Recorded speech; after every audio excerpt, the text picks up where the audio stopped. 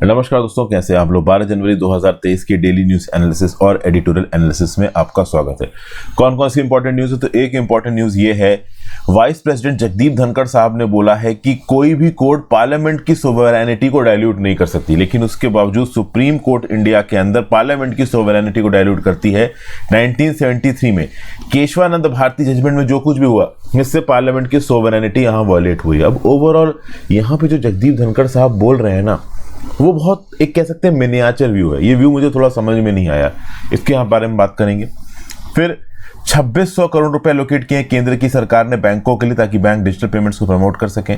फिर juvenile justice model rules regarding the extraction of confession of children, इसको unconstitutional बोला जा रहा है और उसके लिए DCPCR, Delhi commission for promotion of child rights ने पेटिशन फाइल की। ये क्या है, इसको देखेंगे।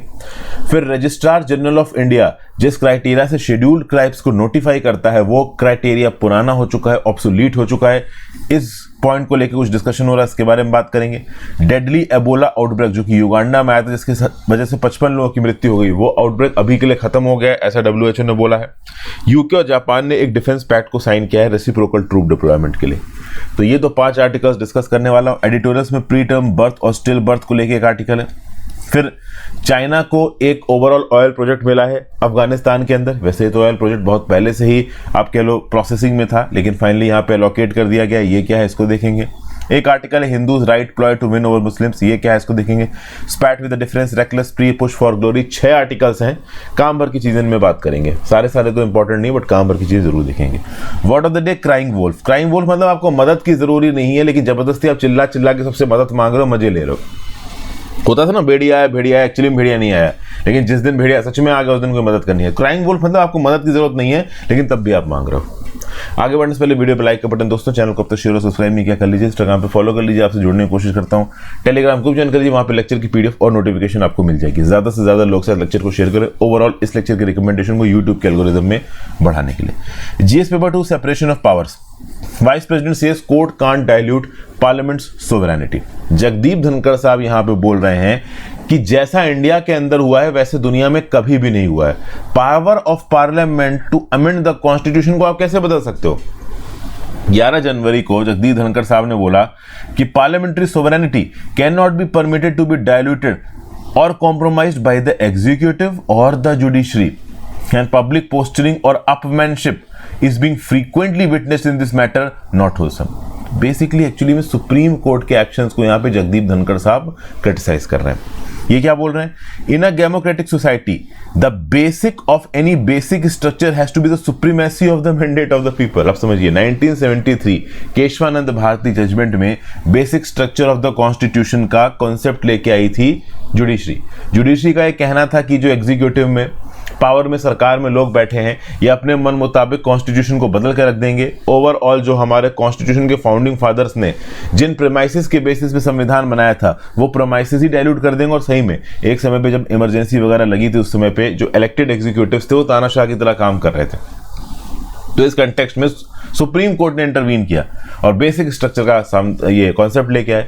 अब जगदीप धनखड़ साहब बोल रहे हैं कि यार ये बेसिक स्ट्रक्चर का बेसिक क्या है? आप पार्लियामेंट और लेजिस्लेचर की सोवरेनिटी को कैसे वायलेट कर सकते हो? कोई दूसरा ऑर्गेनाइजेशन, यहाँ पे जुडिशरी की तरफ पॉइंट करते हुए बोल रहे हैं, कैसे बता सकता है कि भाई पार्लियामेंट जो कर रही है वो सही है या गलत? देखिए, मेरे हिसाब से जुडिशरी का एक चेक एंड बैलेंस होना जरूरी है। हमारे कॉन्स्टिट्यूशन के फाउंडिंग फोर फादर्स ने ओवरऑल एग्जीक्यूटिव, लेजिस्लेचर और जुडिशरी, इनको बराबर की ताकत दी थी। अगर कोई भी एक ऑर्गेनाइजेशन अपनी ताकत के दायरे को एक्सीड करेगा तो दूसरा उसको रोक देगा। तो judiciary is very much important for checking the axes of executive and legislature. तो इस कंटेक्स्ट में नेशनल जुडिशियल अपॉइंटमेंट कमीशन को कोट करते हुए वाइस प्रेसिडेंट ओवरऑल जिस प्रकार से जुडिशरी को क्रिटिसाइज कर रहे हैं। एक्चुअली में जब नेशनल जुडिशियल अपॉइंटमेंट कमीशन पास हुआ था तो लोकसभा में भी पास हो गया था, राज्यसभा में पास हो गया था। इसके अगेंस्ट बहुत ज्यादा अपोजिशन था नहीं। ज्यादातर लोकसभा राज्यसभा के मेंबर्स चाहते थे कि जुडिशरी के अपॉइंटमेंट में एग्जीक्यूटिव का भी कुछ कहना हो, ठीक है।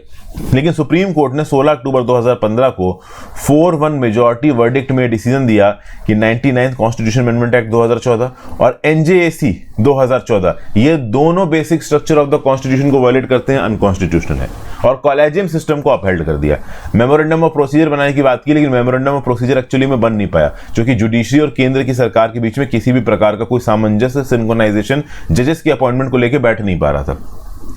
तो एनजेएसी को जो अनकॉन्स्टिट्यूशनल बोला है, इसको क्रिटिसाइज कर रहे हैं जगदीप धनखड़ साहब। इससे पहले 7 दिसंबर को भी क्रिटिसाइज किया था, अब फिर से क्रिटिसाइज कर रहे हैं।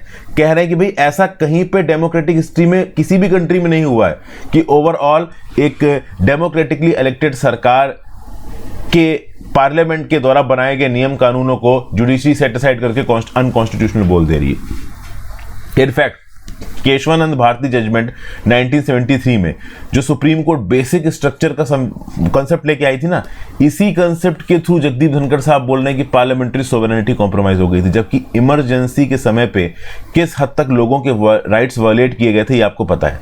1973 का ये जो जजमेंट था, Kesavananda Bharati judgement, it was very important. नहीं तो इलेक्टेड रिप्रेजेंटेटिव्स हमारे कॉन्स्टिट्यूशन का बेसिक्स बदल के रख देते। तो आज की डेट में जगदीप धनखड़ साहब के इन स्टेटमेंट्स के साथ मैं तो वाकया नहीं रखता। आप लोग क्या सोचते हैं इनके स्टेटमेंट्स के बारे में नीचे कमेंट बॉक्स में बताइए। Next, GS paper 3-2, central earmarks 2600 crore as incentive for banks to promote digital payments. तो यूनियन कैबिनेट ने 2600 करोड़ रुपए एलोकेट किए हैं, किस चीज के लिए? ताकि डिजिटल पेमेंट्स को रुपे कार्ड्स के थ्रू और यूनाइटेड पेमेंट इंटरफेस के मैकेनिज्म के थ्रू प्रमोट किया जा सके। इन डिजिटल पेमेंट्स को प्रमोट करने के लिए बैंक इस पैसे को एज एन इंसेंटिव ऑफर कर रहा है। देखिए, इंडिया के अंदर डिजिटल पेनिट्रेशन को बढ़ाने की बात की जा रही है। अब क्या है, जहां जहां पे भी दुनिया में डिजिटल पेमेंट होता है वहां पे कंसेप्ट उठता है merchant discount rate.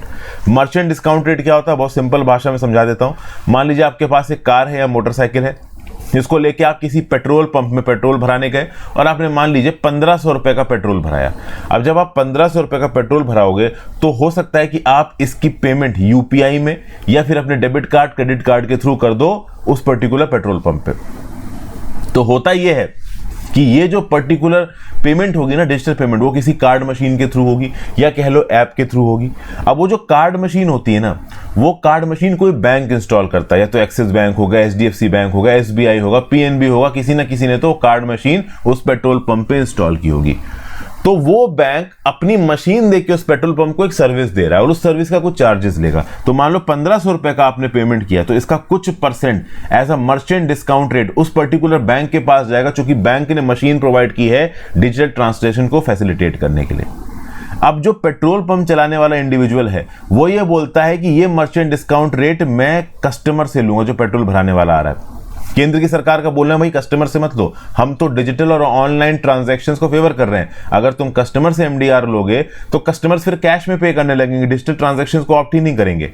Petrol pump वाले बोल रहे हैं तो हम थोड़ा ना दे सकते हैं मर्चेंट डिस्काउंट रेट। फिर बैंकों के ऊपर प्रेशर है, बैंक बोल रहे हैं कि हमें तो चाहिए मर्चेंट डिस्काउंट रेट। अब ऑनलाइन डिजिटल ट्रांजैक्शंस को प्रमोट करने के लिए जो इंफ्रास्ट्रक्चर चाहिए उसमें खर्चा तो होता ही है ना।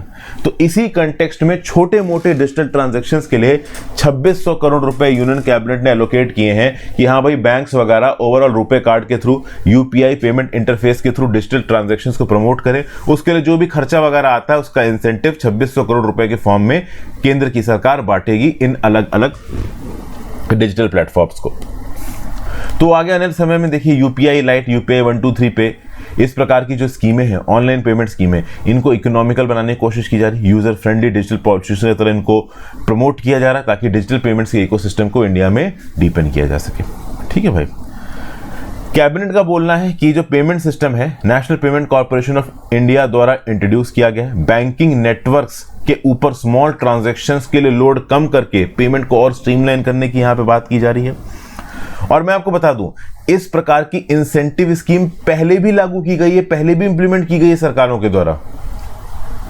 जैसे अगर आप देखो तो 2020-21 में 5554 करोड़ की डिजिटल पेमेंट ट्रांजैक्शंस हुई थी। 2021-22 में 8,840 करोड़ की हुई। तो केंद्र की सरकार इस डाटा को कोट करके बोल रही है कि भाई देखिए डिजिटल ट्रांजैक्शंस बढ़ रहे हैं। वो इसलिए है क्योंकि पिछले साल भी इस प्रकार की एक इंसेंटिव स्कीम सरकार द्वारा निकाली गई है और इस बार भी एक ऐसी इंसेंटिव स्कीम, एक फाइनेंशियल सपोर्ट 2600 करोड़ का सरकार के द्वारा यहाँ पे निकाला गया। तो इस प्रकार की स्कीमों को निकाल के ओवरऑल फाइनेंशियल ट्रांजैक्शंस को स्ट्रीमलाइन करने की, प्रमोट करने की बात की जा रही है। यहाँ पे एक ऑर्गेनाइजेशन की हमने बात की, national payment corporation of India. ये क्या है? तो अम्ब्रेला ऑर्गेनाइजेशन है ऑनलाइन रिटेल पेमेंट्स और सेटलमेंट सिस्टम्स को रेगुलेट करने के लिए इंडिया के अंदर। इसको आरबीआई ने इंडियन बैंक एसोसिएशन के साथ मिलकर शुरू किया था under the payment and settlement system act 2007। As a not for profit company registered है national payment corporation of India under the provisions of section 25 of the companies act 1956। यह बन चुका है section 8 of companies act 2013। RuPay mechanism NPCI का है। National payment corporation of India की 10 core promoter banks हैं, SBI, PNB, Canara bank, bank of Baroda, union bank of India, bank of India, ICICI bank, HDFC bank, city bank, HSBC. मतलब समझ लीजिए India की जो सबसे बड़ी प्राइवेट और सरकारी बैंक्स हैं वो सब प्रमोटर बैंक्स है किसकी? रूपे की। ठीक है ना। और ओवरऑल एनपीसीआई की, बार बार रुपए बोल रहा हूं, रुपए एक्चुअली में एनपीसीआई का ही एक पेमेंट मैकेनिज्म है। एनपीसीआई की 10 प्रमोटर बैंक है, हालांकि एनपीसीआई के अंदर शेयर होल्डिंग 56 मेंबर बैंक्स की है। तो अलग अलग सेक्टर्स में इंडिया में जो भी बैंक्स ऑपरेट कर रहे हैं उनको कहीं ना कहीं मेंबरशिप और ओनरशिप दी गई है एनपीसीआई के मैकेनिज्म के अंदर। एनपीसीआई एक प्राइवेट ऑर्गेनाइजेशन है, 50% से कम है यहाँ गवर्नमेंट शेयर्स। फिर भाई अगली news GS paper 2-3, Juvenile Justice Model Rules authorize extraction of confession from children, DCPCR tells। अब देखिए, Delhi commission for protection of child rights ये पहुंचा है दिल्ली हाई कोर्ट के पास, और दिल्ली हाई कोर्ट के पास जाके इन्होंने juvenile justice care and protection of children model rules 2016 के कुछ क्लॉजेस को चैलेंज किया है। वो कौन कौन से क्लॉजेस हैं? Clauses 21 and 24 of form 1 and clauses 42 and 43 of form 6। तो भाई समझिए बात को, यहां पे juvenile justice care and protection of children model rules 2016, इसके अंदर क्लॉजेस 21 एंड 24 ऑफ फॉर्म 1 और क्लॉजेस 42 एंड 43 ऑफ फॉर्म 6 को चैलेंज किया गया। अभी क्यों चैलेंज किया गया? ऐसा बताया जाता है कि इन क्लॉजेस के अंदर एक बच्चे से कन्फेशन एक्सट्रैक्ट किया जा सकता है नियम कानूनों के अंदर। देखिए क्या होता है, जब भी जस्टिस डिलीवरी की बात होती है, ओके, किसी पर्टिकुलर इंसिडेंट के अंदर मान लीजिए इंक्वायरी हो रही है, उस इंक्वायरी के केस में मिलॉट होगा, स्टेटमेंट्स वगैरह रिकॉर्ड होंगे। अब जिस इंडिविजुअल के ऊपर इल्जाम लगाया गया है, आप उसी से उसके अगेंस्ट विटनेस नहीं करवा सकते। मान लीजिए मेरे ऊपर चोरी का या मर्डर का इल्जाम है, अब मुझे ही कटघरे में खड़ा होकर मुझसे ही बोला जाए कि तुम एक्सेप्ट करो तुमने मर्डर किया है, तो उस चीज को overall as a proof, as a witness नहीं इस्तेमाल किया जा सकता। प्रोसिक्यूशन को प्रूव करना पड़ेगा कि हाँ भाई मैंने कुछ गलत किया, मर्डर किया या कुछ भी किया, चोरी की है। समझ गए बात को? अब उस कंटेक्स्ट में juvenile justice care and protection of children model rules 2016 के फॉर्म 1 और फॉर्म 6 के अंदर बच्चों से यह सबमिशन लिया जा रहा है कि हाँ भाई उनसे ये गलती हुई है। यहां पे ओवरऑल इन नियम कानूनों में जो क्राइम्स बच्चों के द्वारा कमिट किए जाते हैं ना, उसकी बात की जा रही है। जैसे फॉर एग्जाम्पल अगर आप फॉर्म 1 की बात करो, तो फॉर्म 1 के अंदर जो चाइल्ड वेलफेयर पुलिस ऑफिसर है वो नोट करेगा reason for alleged offence and the alleged role of child in the offence, और इसके लिए चाइल्ड से ही सबमिशन लेगा। उसके साथ साथ फॉर्म 6 के जो क्लॉजेस हैं उसके अंदर जो प्रोबेशन ऑफिसर है, ओके, जो चाइल्ड वेलफेयर ऑफिसर है, जो सोशल वर्कर है, वो जो बच्चा इन्वॉल्व है ऑफेंस के अंदर, उस बच्चे से ही उसके सबमिशन लेगा। अब अगर आप बच्चे से ही सबमिशन ले रहे हो और उन्हीं सबमिशन को ओवरऑल अपने प्रिलिमिनरी असेसमेंट के तौर पर कोर्ट के सामने सबमिट कर रहे हो, तो this is actually a violation of article 20 clause 3 of the constitution. Article 20 clause 3 of the constitution साफ साफ ये बोलता है कि किसी एक पर्टिकुलर इंडिविजुअल के अगेंस्ट अगर मान लो कोई केस चल रहा है, तो आप उस इंडिविजुअल को कंपेल नहीं कर सकते उस पर्टिकुलर केस में अपने ही खिलाफ विटनेस बनने के लिए। तो जैसा कि मैंने बताया, मान लीजिए मैंने कोई गलत काम किया है, कोर्ट ऑफ लॉ में मेरे अगेंस्ट प्रोसीडिंग चल रही है और मुझसे ही ये बोला जाए कि भाई कबूल करो कि तुमने गलत किया है, और मेरे ही कबूलनामे के बेसिस पे मुझे सजा दे दी जाए, ये नहीं चल पाएगा। अगर मैं बोल भी देता हूं कि हाँ भाई मैंने गलत किया है, तो भी प्रोसिक्यूशन को प्रूव करना पड़ेगा कि मैंने कैसे गलत किया है। समझे? तो यहां पे ओवरऑल जब juvenile justice care and protection of children model rules 2016 के अंदर मान लो किसी बच्चे ने क्राइम किया है, अब उस बच्चे ने क्या किया उसका तुम उससे नोट बनवा रहे हो और उसी नोट को as a preliminary assessment submit भी कर रहे हो कोर्ट के सामने, तो ये गलत है। क्योंकि यहां पे आप बच्चे के स्टेटमेंट के बेसिस पे ही बच्चे के ऊपर इल्जाम लगा रहे हो, जो कि article 20 clause 3 of the constitution का वायलेशन है। ठीक है, ये सब बातें यहां पे बोली गई हैं।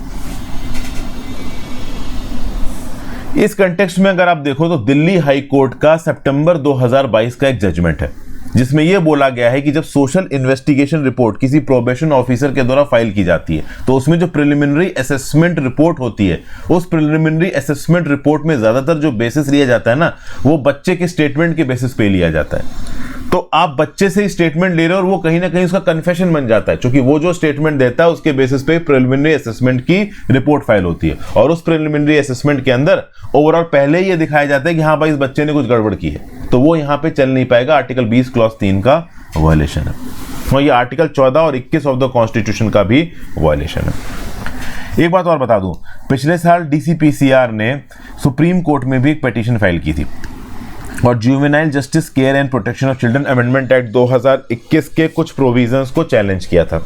क्या हुआ था, बच्चों के अगेंस्ट जो सीरियस ऑफेंसेस है ना, जिसमें 3 से 7 साल की सजा होती है कि इंडिविजुअल को अगर वो बच्चों के अगेंस्ट ऑफेंसेस करता है, इस पर्टिकुलर कैटेगरी को कॉग्निजेबल से नॉन कॉग्निजेबल ले आई थी सरकार through this amendment act, juvenile justice care and protection of children amendment act. और जब ऑफेंस नॉन कॉग्निजेबल होता है तो एफआईआर को रजिस्टर करने के लिए मजिस्ट्रेट को ऑर्डर लगता है। तो बच्चों के खिलाफ अगर कोई क्राइम हो रहा है जिसमें 3 से 7 साल की सजा है, उस क्राइम को आप कॉग्निजेबल बोलो ना, उसको आप नॉन कॉग्निजेबल कैसे बोल सकते हो? इस बात को लेकर डीसीपीसीआर ने, सुप्रीम कोर्ट ने पिछले साल ही ओवरऑल एक पिटीशन फाइल की है। तो समय समय पे डीसीपीसीआर न्यूज में आता रहता है, चाइल्ड राइट्स के लिए लड़ता रहता है। पिछले साल सुप्रीम कोर्ट में पिटीशन क्यों फाइल की थी, और इस साल ओवरऑल दिल्ली हाई कोर्ट ने पिटीशन क्यों फाइल की है, ये दोनों ही चीजें मैंने यहाँ पे आपको बता दी। पिछले साल ये जो ओवरऑल बच्चों के रिस्पेक्ट में कॉग्निजेबल को नॉन कॉग्निजेबल ऑफेंस किया है, इसकी हियरिंग 20 जनवरी को है, उसमें भी फाइनल डिसीजन नहीं आया है, और हाई कोर्ट में तो अभी अभी अपील गई है, तो इन सब चीजों का डिसीजन आने में समय लगने वाला है। बट एक्चुअली में ओवरऑल ये जो लॉजिक है इनके बिहाइंड, ये समझना जरूरी है। नेक्स्ट भाई, GS paper 2 population and associated issues, office of registrar general of India following obsolete criteria to define scheduled tribes.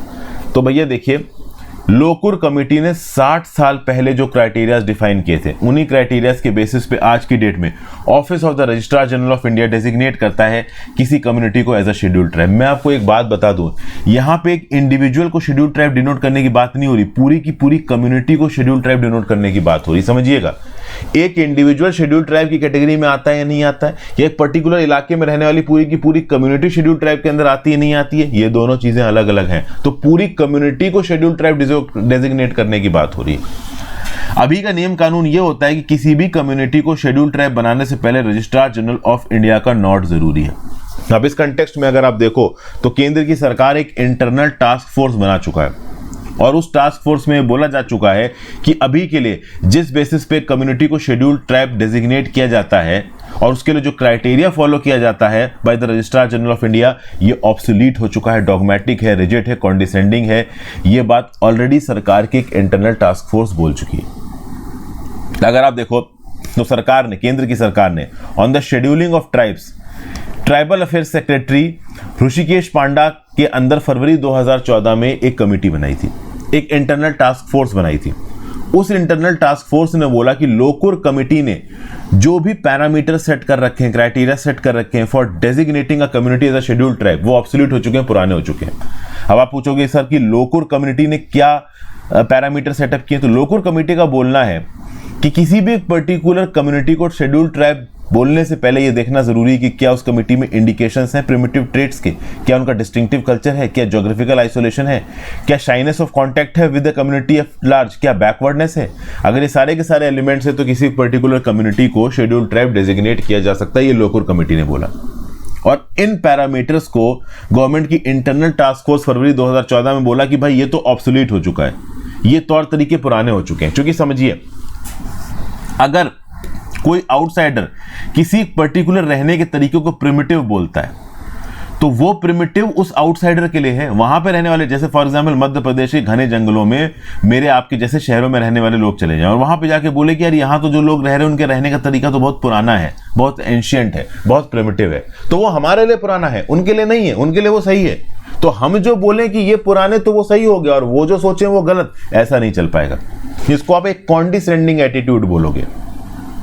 Her individual को इंडिया के अंदर डेमोक्रेटिक राइट है अपने हिसाब से जीने का, इन ट्राइबल्स को भी है। तो प्रिमिटिविटी का कंसेप्ट कंपैरेटिव है, किसी के लिए कोई चीज प्रिमिटिविटी हो सकती, किसी के लिए नहीं हो सकती। तो एक यहां पे ये व्यू पॉइंट निकल के है। दूसरा, जब आप क्लासिफिकेशन और आइडेंटिफिकेशन ऑफ ट्राइब्स की बात करते हो तो क्लासिकल ओरिएंटेशन में रिजिड और डॉगमेटिक अप्रोच की तरफ जाते हो।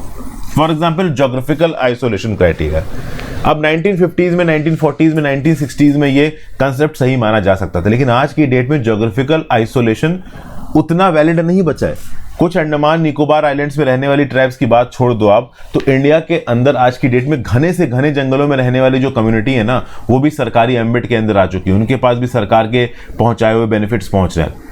वो भी कहीं ना कहीं स्मार्टफोन्स को अडॉप्ट कर रहे हैं, मॉडर्न वे ऑफ लिविंग को अडॉप्ट कर रहे हैं, शहरों में जा रहे हैं, कंपीट करने की कोशिश कर रहे हैं। तो बहुत कम कम्युनिटीज आज की डेट में दुनिया में ऐसी बची हैं इंडिया के अंदर जो पूरी तरीके से ज्योग्राफिकली आइसोलेटेड है। ज्योग्राफिकली आइसोलेटेड वाला कंसेप्ट उतना एग्जिस्ट आज की डेट में नहीं करता जितना पहले करता था। फिर ट्राइबल अफेयर्स मिनिस्ट्री ने जून 2014 में एक ड्राफ्ट कैबिनेट नोट बनाया था। इस ड्राफ्ट कैबिनेट नोट के अंदर किसी भी एक पर्टिकुलर कम्युनिटी को शेड्यूल ट्राइब बनाने के लिए कुछ नए प्रोविजंस बनाए गए। जैसे कि फॉर एग्जांपल गवर्नमेंट ने बोला कि अगर किसी पर्टिकुलर कम्युनिटी को शेड्यूल ट्राइब डिनोट करना है तो किया जाएगा on the basis of socio economic criteria including educational backwardness with respect to rest of the population। दूसरा, historical geographical isolation, हिस्ट्री में वो पर्टिकुलर कम्युनिटी कितनी जोग्राफिकली आइसोलेटेड रही है। तीसरा, उस कम्युनिटी का लैंग्वेज और डायलेक्ट किस हद तक डिस्टिंक्ट है, क्या वो एक कोर कल्चर को डिनोट करता है in context of life cycle marriage songs, क्या वो एंडोगैमी और एक्सोगैमी में इन्वॉल्व है। एंडोगैमी मतलब अपने ही ओवरऑल कम्युनिटी के अंदर रिश्ते बनाना, एक्सोगैमी मतलब अपने कम्युनिटी से बाहर रिश्ते बनाना, ठीक है।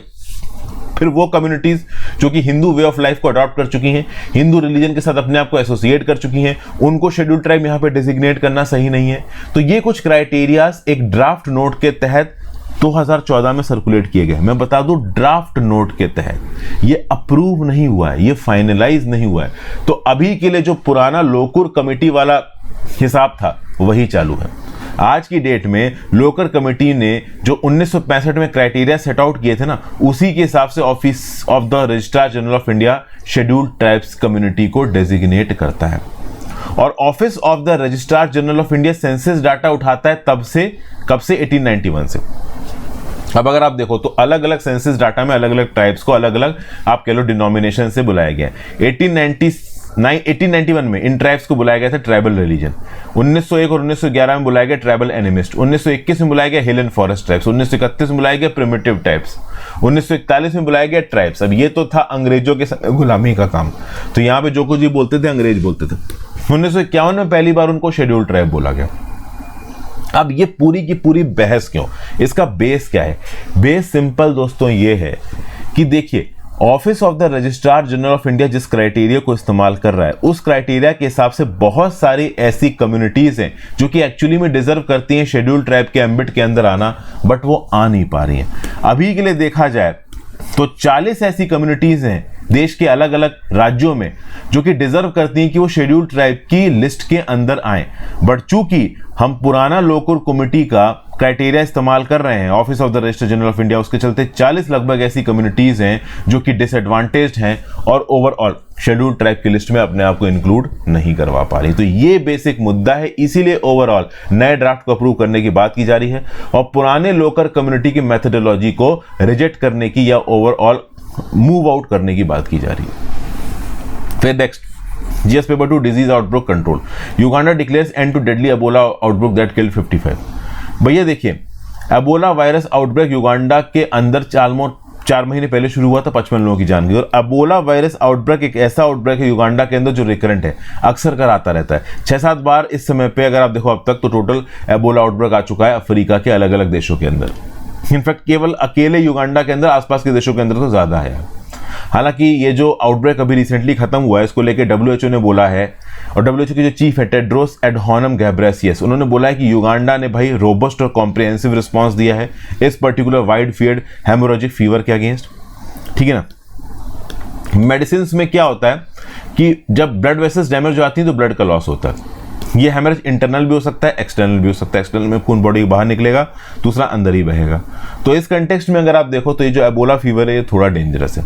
अब जब भी कोई एक बीमारी फैलती है, आउटब्रेक उसका होता है, तो आउटब्रेक ऑफ अ डिजीज खत्म कब होगा? खत्म तब होगा जब उस वायरस के इंक्यूबेशन पीरियड के दुगने टाइम फ्रेम में कोई नया केस देखने को ना मिले। तो मान लो एबोला का एक केस देखने को मिला से एक्स तारीख को, और एक्स तारीख के 42 दिन बाद दूसरा केस देखने को मिला। तो जब 42 दिन का गैप आ जाए दो केसेस के आउटब्रेक के बीच में, तो उसको आप बोलते हो क्या कि हाँ भाई ओवरऑल ऑफिशियली इस डिजीज का आउटब्रेक खत्म हो चुका है। ठीक है ना भाई? तो 42 कंसेक्यूटिव डेज, ओके। और ये किस हिसाब से निकाला गया? तो वायरस के इंक्यूबेशन पीरियड के दुगना।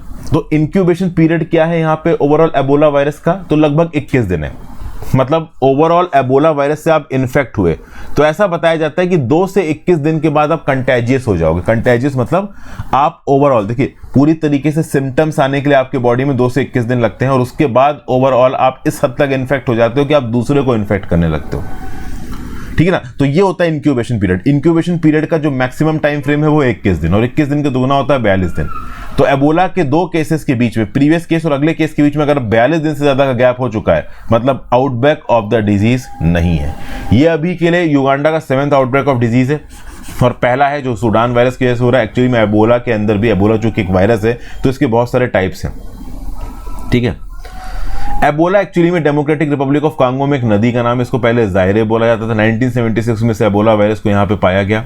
युगांडा अगर आप देखो तो डेमोक्रेटिक रिपब्लिक ऑफ कांगो के साथ एक पोरस बॉर्डर शेयर करता है। डेमोक्रेटिक रिपब्लिक ऑफ कांगो में भी एबोला की प्रॉब्लम है, युगांडा में तो देखो है ही है।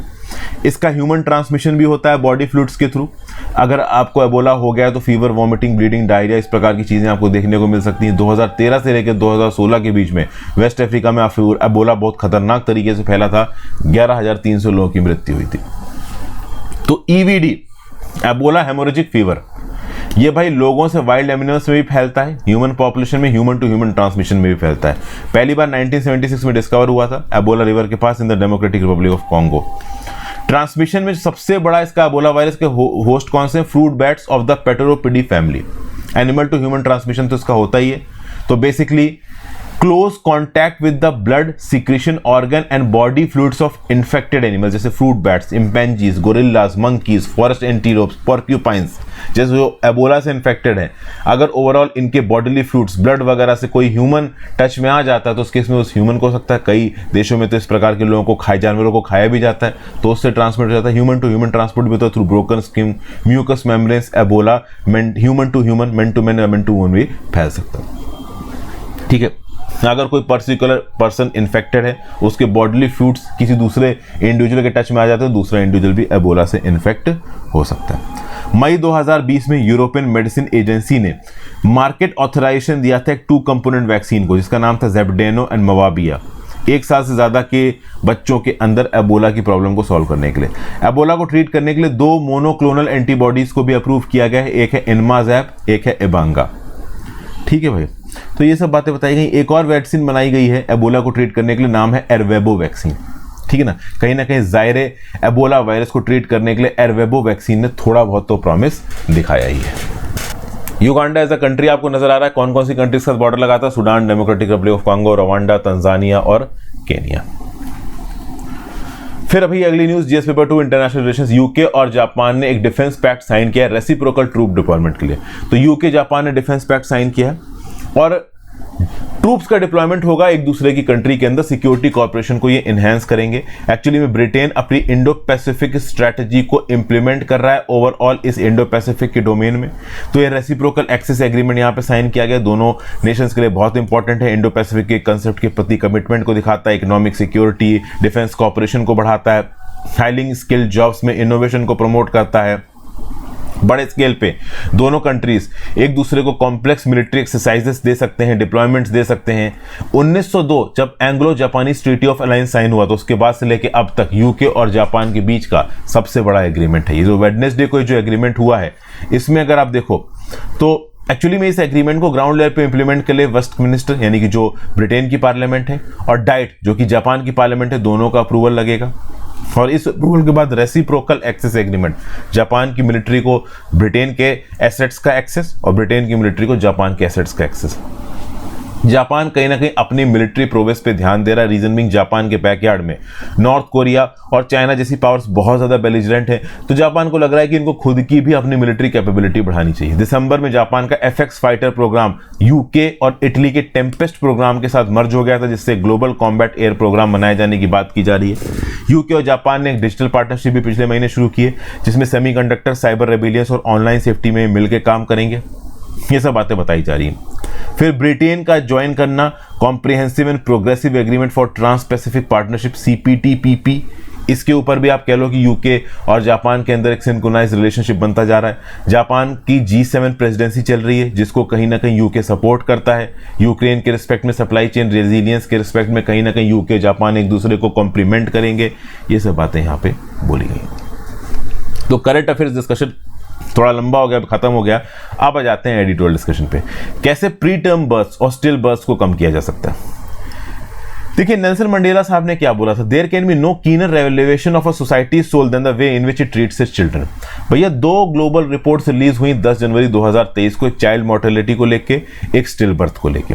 चाइल्ड मोर्टेलिटी पे जो रिपोर्ट थी, levels and trends in child mortality, united nations inter agency group for child mortality estimation UNIGME की रिपोर्ट है। इसने ये बताया है कि 2021 में पूरी दुनिया में 5 मिलियन मतलब 50 लाख बच्चे अपने 5वां बर्थडे पहुंचने से पहले ही मर गए, मतलब वो जिंदा ही नहीं बचे। इन 50 लाख बच्चों में 27 लाख बच्चे ऐसे थे जिनकी उम्र 1 से 59 मंथ्स के बीच में थी, मतलब 60 महीने, मतलब आप समझ लीजिए 5 साल से कम के थे। अब ये फिगर थोड़ा हिंदू में कॉन्ट्राडिक्टिंग लिखा हुआ, बट आप इस तरीके से समझिए 2021 में 5 साल पूरे होने से पहले 50 लाख बच्चों की मौत हुई, जिसमें से अगर आप देखो तो 23 लाख बच्चे अपनी जिंदगी शुरू होने के 1 महीने के अंदर ही मर गए, मतलब वो जन्मे और 1 महीने के अंदर ही उनकी मृत्यु हो गई। ऐसे 23 लाख लोग हैं, नियोनेटल डेथ्स बोलते हैं इनको। मोस्ट प्रॉब्ली ये जो 2.7 मिलियन 1.59 मंथ्स बताया जा रहा है ना, ये पहले 1 साल की बात की जा रही है। मतलब 50 लाख बच्चे जो पहले 5 साल में मरे अपने 5वें बर्थडे से पहले, उसमें से 27 लाख 1 साल भी पूरा नहीं किया था अपने पहले बर्थडे से पहले मर गए, और लगभग 23 लाख लोग, 23 लाख बच्चे अपने पहले महीने की जन्म में ही मर गए। इंडिया में बात की जाए तो 5 साल से कम की उम्र वाले 7,09,366 बच्चे मरे, 1 साल से कम की उम्र वाले 5,86,000 और 1 महीने के अंदर 4,41,000। ये अपने आप में बहुत बड़ा फिगर है।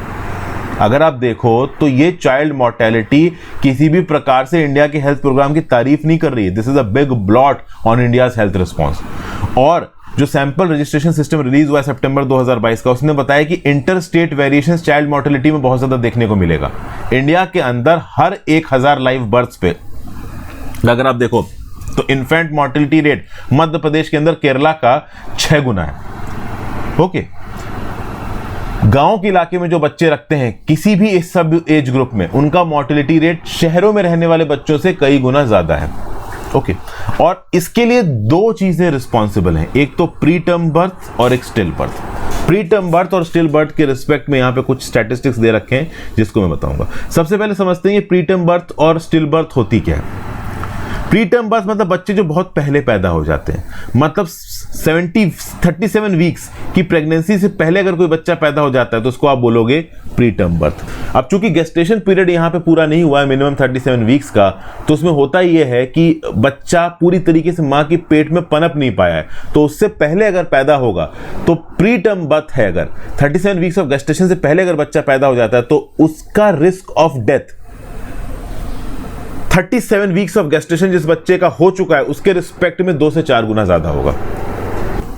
तो अगर 37 वीक्स ऑफ गेस्टेशन हो चुके हैं उसमें कोई बच्चा पैदा होता है, जिसके नहीं हुए, तो जिसके नहीं हुए उसके मौत के चांसेस 2 से 4 गुने ज्यादा है। पूरी दुनिया में हर 10 बर्थ में एक बर्थ प्री टर्म होती है, लेकिन इंडिया के अंदर हर 6 से 7 बर्थ में एक बर्थ प्री टर्म होती है। तो इंडिया के अंदर प्री टर्म बर्थ का हाई बर्डन है, और चूंकि प्री टर्म बर्थ का हाई बर्डन है और प्री टर्म बर्थ में 2 से 4 गुना ज्यादा चांस होता है बच्चे के मरने का, तो ऑब्वियस सी बात है इंडिया के अंदर रिस्क ऑफ कॉम्प्लिकेशन और मोर्टेलिटी ज्यादा है।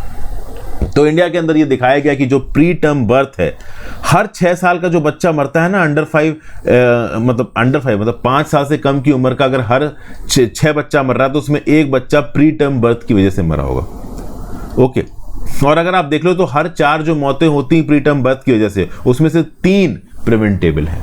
तो ये बड़े आप कह लो कुछ फिगर्स हैं। एक तो हमने बात की यहाँ पे प्रीटर्म बर्थ की, अब हम बात करते हैं स्टिल बर्थ की। स्टिल बर्थ एक रिपोर्ट आई है नेवर फॉरगॉटन, उसके रिस्पेक्ट में यहाँ पे बात की जा रही। स्टिल बर्थ क्या होता है? एक बच्चा जो कि 22 वीक्स ऑफ प्रेगनेंसी में ही मर जाए, माँ के पेट के अंदर या फिर जन्म लेने के बाद मरे, तो उसको आप बोलते हो स्टिल बॉर्न। मतलब वो 22 वीक्स ऑफ प्रेगनेंसी में ही दुनिया में आ गया, ये माँ की कोख में ही खत्म हो गया, इसको आप बोलोगे स्टिल बर्थ। 2021 में दुनिया में 1.9 मिलियन 19 लाख बच्चे स्टिल बर्थ की वजह से मरे हैं। 2021 में अगर आप इंडिया में देखोगे तो स्टिल बर्थ का नंबर था 2,86,482, मतलब 2,86,482 बच्चे स्टिल बर्थ की वजह से इंडिया के अंदर मरे हैं। और 5 साल के जो बच्चे मरे थे, मतलब 1 से 1, मतलब आप कह लो कि ओवरऑल पहले साल में जो बच्चे मरे थे 2,67,000, उससे तो ज्यादा ही नंबर है। मतलब स्टिल बर्थ का नंबर इंडिया के अंदर ओवरऑल 2021 में था 2,86,000, जो कि अपने आप में बहुत ज्यादा है। तो नियोनेटल इन्फेंट और चाइल्ड मॉर्टेलिटी के रिस्पेक्ट में under 1 mortality, under 5 mortality, under 1 month mortality India में बहुत ज्यादा है। और ये जो ज्यादा मॉर्टेलिटी के फिगर्स हैं वो कहीं ना कहीं इंडिया के हेल्थ रिकॉर्ड को बॉट करते हैं। अब इस कंटेक्स्ट में अगर आप देखो तो क्या प्रॉब्लम्स हैं, हम क्यों इन प्रॉब्लम को रिजॉल्व नहीं कर पा रहे हैं? सबसे बड़ी प्रॉब्लम ये है कि चाइल्ड मॉर्टेलिटी को ट्रैक करने के लिए प्रॉपर डाटा नहीं है हमारे पास, ठीक है ना। ओवरऑल ग्लोबल लेवल पे जिस प्रकार से चाइल्ड मॉर्टेलिटी को ट्रैक किया जाता है, इंडिया के अंदर हम ट्रैक नहीं कर पाते हैं। स्टिल बर्थ और प्रीटर्म बर्थ को प्रॉपर तरीके से डॉक्यूमेंट करने का हिसाब ही नहीं है इंडिया के अंदर, ठीक है। ज्यादातर स्टिल बर्थ्स और प्रीटर्म बर्थ्स को प्रिवेंट किया जाता है by scaling up known and proven intervention and improving the quality of health services. तो स्टिल बर्थ्स और प्रीटर्म बर्थ्स को कम करने के लिए हमारा फोकस किस पे होना चाहिए? Increasing access to family planning services, improving antepartum services such as health and nutrition, मतलब जन्म लेने से पहले ओवरऑल हेल्थ और न्यूट्रिशन को बढ़ाया जाए। Intake of iron folic acid by pregnant mothers, healthy diet के रिस्पेक्ट में काउंसलिंग दी जाए मदर्स को, बच्चों को। ऑप्टिमल न्यूट्रिशन होना चाहिए, रिस्क फैक्टर्स को आइडेंटिफाई करना, मैनेजमेंट करना। बट ओवरऑल इंडिया के अंदर लोग इतने गरीब हैं, हेल्थ फैसिलिटीज इतनी ज़्यादा कॉम्प्रोमाइज हैं कि कहीं ना कहीं मदर्स हाई रिस्क पे आ जाती हैं। अर्ली डिटेक्शन और मैनेजमेंट डिजीज का हो नहीं पाता है। डायबिटीज़, हाइपरटेंशन और ओबेसिटी और इन्फेक्शन जैसी चीज़ें हो जाती हैं जो कि माँ की और बच्चों की हेल्थ को खतरा बन जाती है। फर्दर न्यूरोलॉजिकल कॉम्प्लिकेशंस हो सकते हैं प्रीटर्म बेबीज के लिए। तो ज़रूरी यह है कि डिलीवरी के समय पे, इंट्रापार्टम के समय पे, डिलीवरी से पहले एंटीपार्टम के समय पे और पोस्टपार्टम डिलीवरी के बाद सारे लेबर और फंक्शनल रेफरल लिंकेजेस को देखा जाए, हेल्थ केयर सर्विसेज को इंप्रूव किया जाए, एक माँ को इंश्योर किया जाए कि प्रॉपर न्यूट्रिशन मिल रहा है। बच्चे के पैदा होने के बाद मदर्स एब्सोल्यूट अफेक्शन प्रोग्राम के अंदर मदर्स मिल्क और बाकी प्रकार का न्यूट्रिशन उसको अवेलेबल करवाया जाए। ये सब बहुत ज़्यादा ज़रूरी है, तब जाके ओवरऑल हम ये जो चाइल्ड मॉर्टेलिटी रेट है इंडिया के अंदर, इसको कुछ हद तक ठीक कर पाएंगे। फिर इसके रिस्पेक्ट में बताया जा रहा है कि मिड 2022 में Delhi based not for profit foundation for people health system ने एक रिपोर्ट ड्राफ्ट की थी, उसमें ऐसा ऐसा किया गया। अब इस प्रकार की रिपोर्ट जो लिख रही है वो हर चीज़ हम जानने पे गए तो बड़ी मुसीबत हो जाएगी। क्या किया जा सकता है? तो भाई देखिए, पार्लियामेंट में यूनियन बजट आने वाला है। जो सरकार ने नेशनल हेल्थ पॉलिसी बनाई थी 2017 में, उसमें सरकार ने बोला था कि जीडीपी का 2.5% खत्म किया जाना चाहिए हेल्थ के अंदर। लेकिन 2017 से लेकर अब तक 6 साल बीत चुके हैं, हम लोग कहीं से भी जीडीपी का 2.5% नहीं खत्म कर रहे हैं हेल्थ के ऊपर। मैक्सिमम जीडीपी का 1.5% तक खत्म किया जा रहा है हेल्थ के ऊपर, वो भी सिर्फ केंद्र सरकार का नहीं, केंद्र सरकार और राज्य की सरकार के द्वारा मिला के। तो इंडिया के हेल्थ सिस्टम में सबसे पहली बात है, ओवरऑल जीडीपी के प्रोपोर्शन में जो एक्सपेंडिचर हो रहा है हेल्थ के ऊपर वो बहुत कम है बाकी कंट्रीज के रिस्पेक्ट में। उसके चलते इनइक्विटीज का बर्डन झेलना पड़ रहा है हमारी देश की आबादी को। इस रिस्पेक्ट में जीडीपी एक्सपेंडिचर हेल्थ के ऊपर बहुत अर्जेंट स्केल पर बढ़ाने की जरूरत है, उनको मॉनिटर करने की जरूरत है, एक्चुअल लेवल पे ओवरऑल अवेयरनेस फैलाने की जरूरत है फैमिली प्लानिंग से रिलेटेड, न्यूट्रिशन से रिलेटेड। तब जाके ओवरऑल हम कहीं ना कहीं मॉर्टेलिटी की प्रॉब्लम को सॉल्व कर पाएंगे। फिर भाई अगर आप देखो तो एक $multi-million डील साइन हुई है चाइना की Jinjiang central Asia petroleum and gas company की तालिबान की स्टैब्लिशमेंट के साथ। आपको पता होना चाहिए कि तालिबान को अभी तक इंटरनेशनल एक्सेप्टेबिलिटी नहीं मिली है, लेकिन अफगानिस्तान के मिनरल रिसोर्सेज को एक्सप्लॉइट करने के लिए चाइना की कंपनी अफगानिस्तान के अंदर सरकार के साथ एग्रीमेंट साइन कर रही है। अगर आप देखो तो ये डील है $540 मिलियन की, और जो अमू दरिया बेसिन है नॉर्दर्न अफगानिस्तान में, इसका एक्सेस मिलेगा चाइना को। अफगानिस्तान के अंदर स्मॉल और मीडियम साइज मिनरल फील्ड्स हैं जो कि काफ़ी हद तक अनएक्सप्लोर्ड है। तो कहीं ना कहीं ये जो डील है वो ओवरऑल चाइना को एक्सेस दे रही है अफगानिस्तान का। चाइना की एक और स्ट्रेटजी है कि किसी भी हाल में ओवरऑल वेस्टर्न वर्ल्ड को, खासकर यूएसए को, सेंट्रल एशिया और अफगानिस्तान का एक्सेस ना मिले। लेकिन ये पूरी तरीके से हो नहीं पाएगा। ये जो रशिया वॉर और यूक्रेन हुआ है, उसके बाद सेंट्रल एशिया भी ओवरऑल आसपास की कंट्री की एक्सपेंशनिस्ट डिजाइन को समझ रहा है। तो बहुत हद तक सेंट्रल एशिया की कंट्रीज यूएस और वेस्टर्न वर्ल्ड के साथ एंगेज कर रही हैं।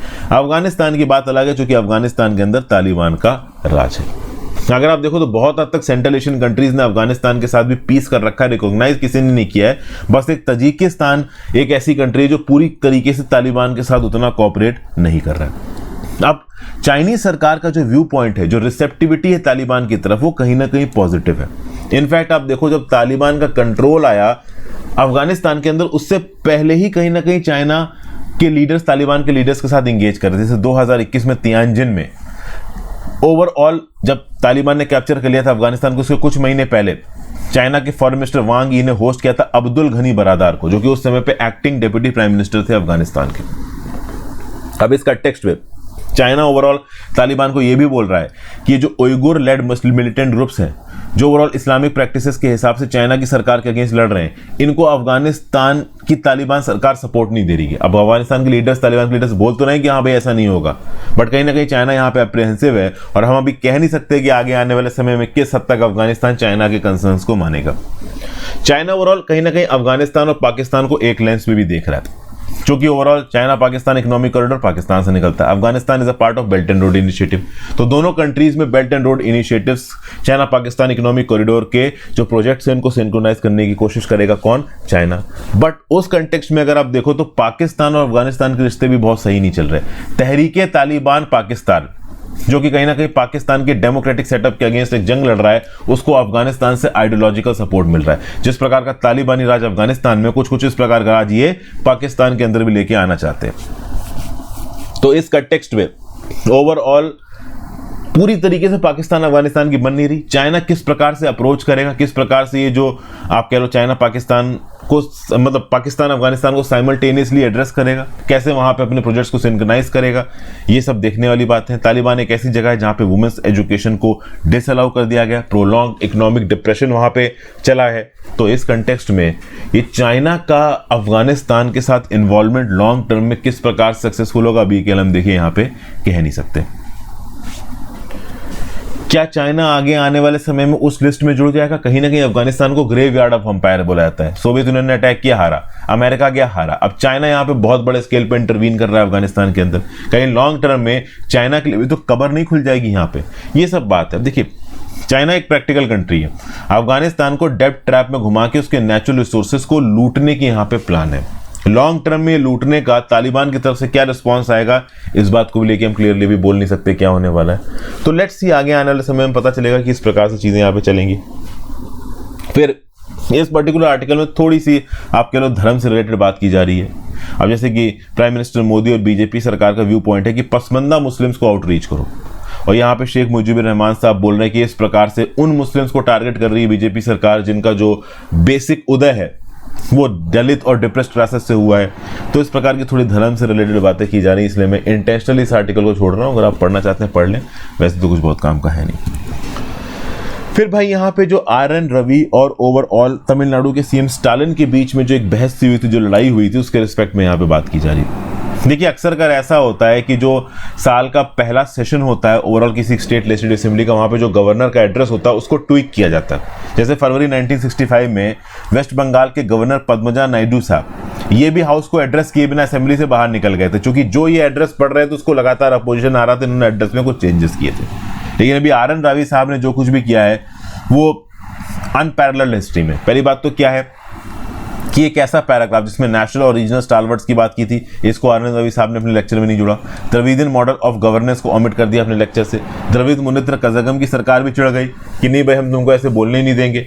अगर आप देखो तो rule 70 of Tamil Nadu state assembly ये बोलती है कि जब गवर्नर का एड्रेस चल रहा हो तो गवर्नर के एड्रेस के समय पे, उससे पहले, उसके बाद में कोई इंटरफेरेंस नहीं होगा। लेकिन उस रूल को रिलैक्स करके गवर्नर की स्पीच को रोक के एक रेजोल्यूशन पास कराने लगे स्टालिन साहब, ये बोल के कि जो हमने ड्राफ्ट अप्रूव किया है वही पढ़ेगा गवर्नर। और फिर गवर्नर के अगेंस्ट कुछ स्टेटमेंट्स बोल दिए, तो जब गवर्नर साहब को हिंदी वर्जन पता चला कि स्टालिन साहब क्या बोल रहे हैं, वो वहां पे वॉकआउट करके। फिर थोड़ी कंट्रोवर्सी यहाँ पे इस बात पे भी हुई कि गवर्नर साहब ने तमिलनाडु शब्द की बजाय तमिज़गम शब्द का इस्तेमाल किया है तमिलनाडु स्टेट के लिए। ओवरऑल इस शब्द के इस्तेमाल को लेके तो AIADMK भी सपोर्ट नहीं कर रहा गवर्नर साहब को। तो कुल मिला के यहाँ पे जो कुछ भी हो रहा है तमिलनाडु के अंदर, वो लॉन्ग टर्म में तमिलनाडु के लोगों की गवर्नेंस के रिस्पेक्ट में खतरनाक है। क्योंकि अगर ये बड़े बड़े कॉन्स्टिट्यूशनल फंक्शनरीज ओपनली लड़ते नजर आएंगे, गवर्नर वर्सेस चीफ मिनिस्टर होगा, तो अब आप देख सकते हो बहुत सारे लेजिस्लेशन तमिलनाडु की स्टेट लेजिस्लेशन में पास किए, लेकिन गवर्नर उनको अप्रूवल नहीं दे रहा। तो ये एक विजिबल स्पैट नजर आ रही है between Tamil Nadu government and governor, और लॉन्ग टर्म में ये स्पैट लोगों के हित में नहीं है, लोगों के बेनिफिट में नहीं है। ठीक है, ये सब बातें बताई जा रही है। फिर ये बोला जा रहा है रेकलेस स्प्री। जोशीमठ में जो लैंड सब्सिडेंस हुआ है, this is basically emblematic of a geological disaster. Large scale resource extraction project जहां पे भी चल रहे हैं, इस प्रकार का रिस्क वहां पे बना हुआ है। इससे पहले झारिया, बुरखुंडा, कपसारा, रानीगंज और तलचेर कोल माइंस में भी लैंड सब्सिडेंस की खबरें निकल के आई थी। दिल्ली, कलकत्ता में भी over extraction of ground water के चलते लैंड सब्सिडेंस की खबरें निकल के आई थी। महसाना में हाइड्रोकार्बन एक्सट्रैक्शन के चलते लैंड सब्सिडेंस की खबरें निकल के आई थी। पिछले साल अगर आप देखो तो जब चंबा हिमाचल प्रदेश में हाइड्रो इलेक्ट्रिक प्रोजेक्ट के लिए टेस्ट रन शुरू हुए, उसके बाद ही जोशीमठ के अंदर आपको ये लैंड सब्सिडेंस देखने को मिला है। तो तपोवन विष्णुगढ़ फैसिलिटी जो है उत्तराखंड में जोशीमठ के पास, इसके ऊपर क्वेश्चन उठने लगा कि क्या इस पर्टिकुलर फैसिलिटी की वजह से यहाँ पे लैंड सब्सिडेंस हो रहा है। एनटीपीसी ने तो अपने हाथ खींच लिया कि भैया हमें नहीं पता। ये भी बताया जा रहा है कि 2010 में एक टनल बोरिंग मशीन ने जोशीमठ के पास के एक अंडरग्राउंड एक्यूफायर को डिस्टर्ब कर दिया, जिसके चलते इसके अंदर का सारा पानी बह गया। पानी पहले प्रेशर को संभाले हुआ था, पानी वहां पे है नहीं, तो लैंड इसलिए भी सबसाइड कर रहा है। लॉन्ग टर्म में ये स्टार्टा किस हद तक ग्राउंड सब्सिडेंस को ट्रिगर करेगा, किस हद तक जान माल को नुकसान करेगा, इसके बारे में हमने लंबे समय से कोई स्टडी की ही नहीं है यहाँ पे। अब ओवरऑल जब बवाल हुआ, तब council for scientific and industrial research, national geophysical research के जो साइंटिस्ट थे वो 10 जनवरी को निकले और ओवरऑल इस सब्सिडेंस को स्टडी कर रहे हैं। लेकिन स्टडी में कुछ महीने तो देखो जाएंगे ही ना। तो यहाँ पे सरकार को समझने की जरूरत है कि जो सरकार इतनी तेजी से डैम वगैरह बनवा रही है नॉर्थ और नॉर्थ ईस्ट में और हमारे हिली स्टेट्स में, टूरिज्म को बढ़ाने की बात कर रही है, ये सब बहुत सस्टेनेबल और मॉडरेट तरीके से करना जरूरी है। ये रोड्स को वाइडन करना, ओवरऑल हिल्स में एक्सेसिव कंस्ट्रक्शन करवाना, बड़े स्केल पे टनल्स वगैरह बनाना, ये लॉन्ग टर्म में हिमालयन इकोसिस्टम की कैरिंग कैपेसिटी को कॉम्प्रोमाइज कर सकता है। नो डाउट आप अपने हिल स्टेशंस को टूरिज्म स्पॉट, हॉटस्पॉट बनाना चाहते हो, लेकिन वो टूरिज्म सस्टेनेबल होना चाहिए। ऐसा नहीं होना चाहिए कि वो वहां की लोकल इकोलॉजी को तबाह करके रख दे। तो यहाँ पे साइंस की सुनने की जरूरत है, केंद्र की सरकार को भी, राज्य की सरकार को भी, और जो लोग रह रहे हैं माइंस और डैम्स के पास, उसको भी नेचर के साथ, इकोलॉजी के साथ सस्टेनेबल तरीके से रहना चाहिए। इकोनॉमिकली डेवलपिंग कंट्रीज को डेफिनेटली राइट है बहुत तेजी से अपने आप को डेवलप करने का, लेकिन at the same point of time natural resources के साथ भी आप कह लो कॉन्फिडेंस के साथ इंगेज करना जरूरी है, रिस्पॉन्सिबिलिटी के साथ इंगेज करना जरूरी है।